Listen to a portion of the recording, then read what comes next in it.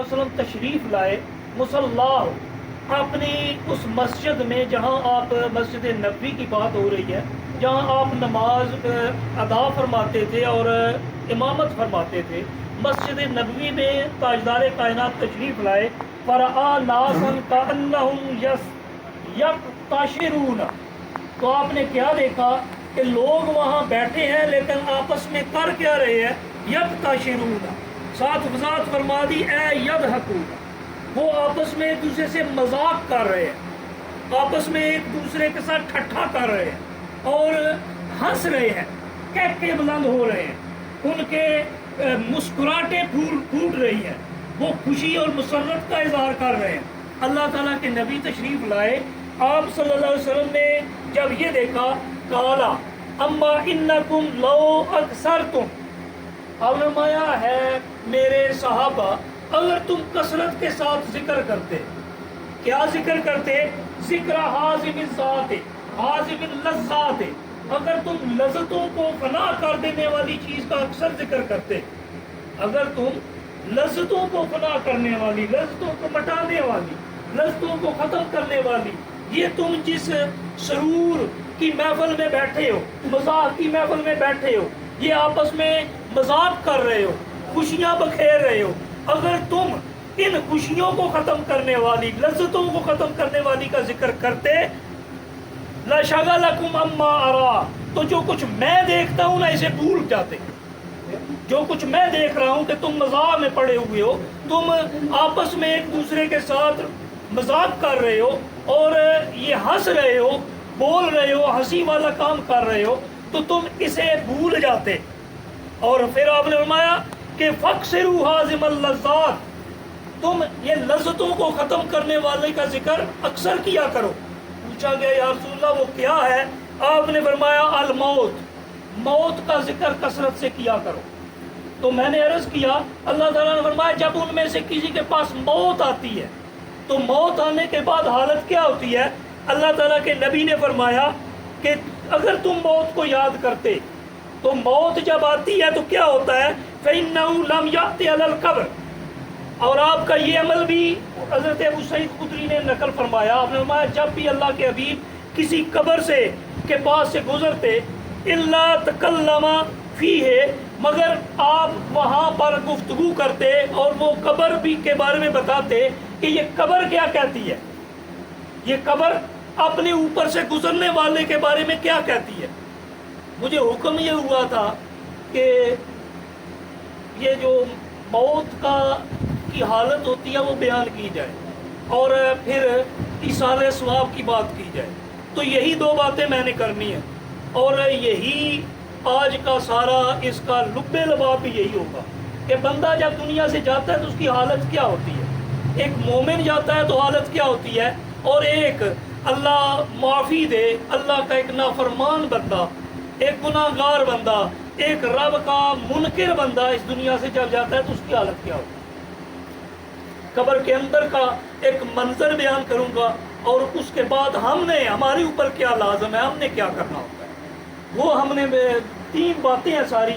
ایک جاتے وقت قبر کا منظر کیا ہے، اور اس کے بعد ہمارا فرض کیا ہے، ہماری ڈیوٹی کیا ہے، ہماری ذمہ داری کیا ہے اپنے ان پیاروں کے لیے، اپنے ساتھ متعلقین متوسلین کے لیے جو ہم سے جدا ہو کے جاتے ہیں، تو ہمارا کیا کردار ہونا چاہیے.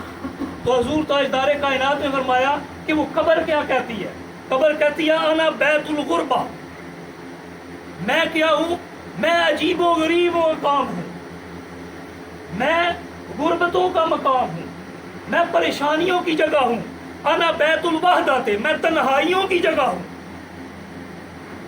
اکیلے ہو کر آؤ گے، یہاں کوئی ساتھ نہیں ہوگا، کوئی دوست نہیں ہوگا، کوئی غم گسار نہیں ہوگا. غم گسار کا نہ ہونا، دوست کا نہ ہونا، اسے غرابت کہتے ہیں عربی میں، کہ یہ بندہ بڑا غریب ہے. ہم غریب کہتے ہیں جس کے پاس پیسہ نہ ہو. ہم دیکھتے ہیں ہم جس کے پاس کھانے کے لیے کچھ نہ ہو، غریب اسے کہتے ہیں. ویسے ہوتا تو وہ بھی غریب ہی ہے کیونکہ اس کے پاس بیٹھتا جو کوئی نہیں، اس کا دکھ بانٹتا جو کوئی نہیں ہے، اس کا درد محسوس جو کوئی نہیں کرتا.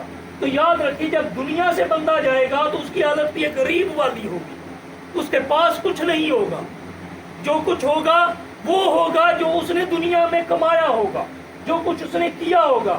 قبر کہتی ہے میں غربتوں کا گھر ہوں، میں تنہائیوں کا گھر ہوں، انا بیت التراب، میں مٹی کا گھر ہوں، وانا بیت الدود، میں کیڑوں کا گھر ہوں، میرے اندر مختلف کیڑے ہیں، میں مٹی کا گھر ہوں، میرے پاس آنا۔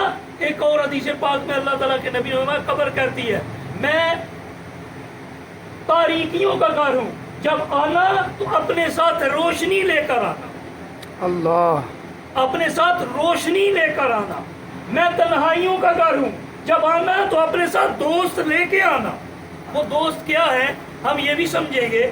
اللہ تعالیٰ کے نبی نے فرمایا وَإِذَا دُفِنَ الْعَبْدُ الْمُؤْمِنُ، جب ایک مومن بندہ دفن کیا جاتا ہے نا، میں مختصر رہتے ہوئے آگے بڑھتا ہوں، اذا دفن عبد المؤمن، جب ایک مومن بندہ وہاں دفن کیا جاتا ہے، وقال له القبر، وہ قبر اسے کیا کہتی ہے؟ اس کے ساتھ بھی خطاب کرتی ہے۔ ہم سمجھتے ہیں کہ یہ مر گیا ہے، ختم ہو گیا ہے، اب اسے ہم مٹی کے حوالے کر رہے ہیں، اب اس کے ساتھ زندگی کا کوئی تعلق نہیں ہے۔ اللہ کے حبیب کا فرمان سنتے جائیے، وہ قبر اس سے مخاطب ہوتی ہے، اس میت سے۔ وہ ہمارے یہ علیحدہ بات ہے، یہ علیحدہ حدیث ہے، ایک علیحدہ موضوع ہے، میں اس پر بات نہیں کرنا چاہتا، کہ وہ ہمارے قدموں کی آہٹ بھی سنتا ہے، وہ میت۔ اسے یہ بھی پتا ہوتا ہے، حدیث پاک میں موجود ہے، کہ مجھے غسل کس نے دیا، اسے یہ بھی پتا ہوتا ہے مجھے کفن کس نے دیا، اسے یہ بھی پتا ہوتا ہے مجھے اس پر چارپائی پر کس نے ڈالا، مجھے کندھا کس نے دیا، مجھے قبر میں کس نے اتارا، میرے اوپر مٹی کس نے ڈالی، اور کون مجھ سے پلٹ کے گیا۔ اللہ کے حبیب نے فرمایا وہ واپس لوٹتے ہوئے انہو لیسمع قران والے، ان کے جوتوں کی آٹ اور کھڑکھڑاہٹ بھی سنتا ہے۔